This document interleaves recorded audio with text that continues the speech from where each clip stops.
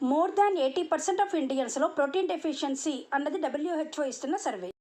దాదాపు 60 కేజీలు బరువు ఉన్న వ్యక్తి 60 గ్రాముల ప్రోటీన్ రోజు తీసుకోవాల్సి ఉంటుంది.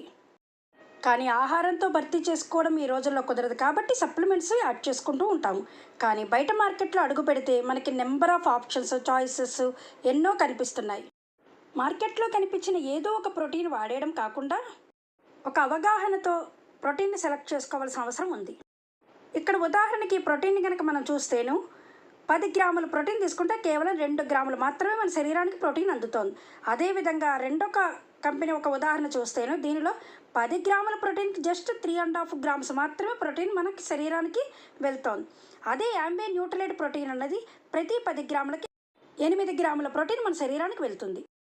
మనం ఆరోగ్యానికి పెట్టే ప్రతి రూపాయి తిరిగి మనకి ఆరోగ్యాన్ని సంపాదించుకోవడానికి ఉపయోగపడుతుంది. So take a smart decision.